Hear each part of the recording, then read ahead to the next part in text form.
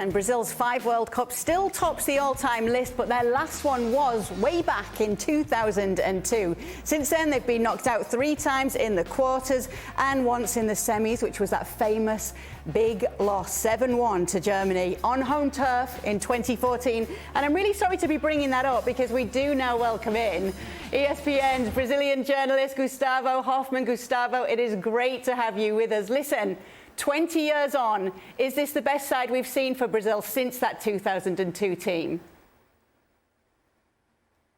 Hello again, Kate. It's a pleasure to be here with you.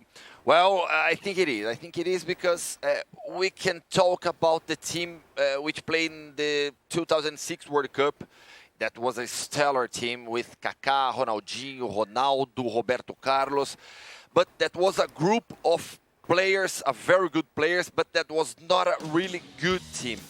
Since then, we had 2010, 2014, 2018, and now for sure we have a group of talented players and also a very strong team. This team has been consistent. This team has so much talent, and I think that the most important is playing well. Was playing well before the World Cup, made 2 good matches against Serbia and against Switzerland and against South Korea, for sure the best match that Brazil had in this World Cup.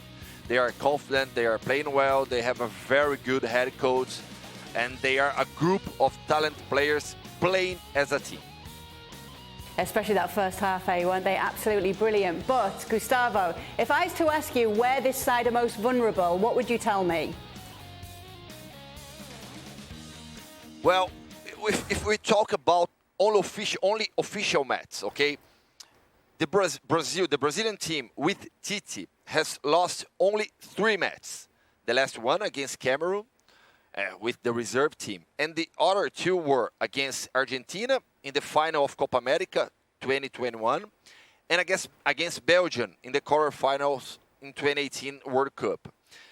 In these 2 matches, Brazil started losing. So I would say that this mental side of the game, when Brazil starts losing a match, might be a problem for them because they're not used to fight back for the result. They're not used to fight back for the advantage. So I think that this mental side of the game might be a problem if Brazil starts losing a match.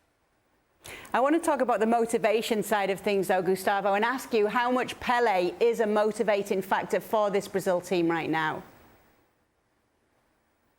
He is for sure.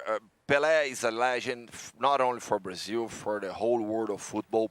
But in Brazil, everyone loves Pele. And when we're talking about the players, Pele always had a very good relation with the team, with the players. When he used to work as a color commentator, he was never polemic, you know, he was always with the team, with the players. So his relationship with the world of football in Brazil is very, very good. And, you know, as I told you, he's a legend. He's a legend for every Brazilian. I always say that football in Brazil, or soccer, football in Brazil is the way that the Brazilian people best express themselves, you know. Our best way to express ourselves is with football and also with dance. We have so much polemics with the Brazilian dances in the World Cup, but the best Brazilian person who expressed himself through football is Pelé. So for us, he's a legend, and for sure that he's a factor of motivation for every Brazilian player who's here in Qatar. Yeah, and of course, everybody in the football world is wishing him well as well. Croatia against Brazil, it is then coming up on Friday. Give us a prediction, Gustavo. Well, I think that Brazil, of course, is the favorite, but we'll have a very strong opponent with a very strong midfield. We have Modric, Kovacic, Brozovic, who didn't train today, but he's probable for the team. I was today at the Croatia training camp. They're confident. They know that Brazil is the favorite. Zlatko Dalic, the head coach, has said that for the first time in this World Cup, they're going to be more attacked than they have to defend. So it's a completely different match for Croatia. But, of course, Brazil is the favorite. I think that Brazil will have to play their football. Brazil has to attack. Brazil has to press high against Croatia. Brazil has to make themselves comfortable in the match like they felt against South Korea. The probable Brazilian team against Croatia will be the same that it started against Serbia with Neymar. Alexander will probably be back also in the left back. So it's a very strong side. It's the most strong side, it's the strongest side that we have for Brazil in this World Cup. So Brazil is a favorite. I would say 2-0 for Brazil.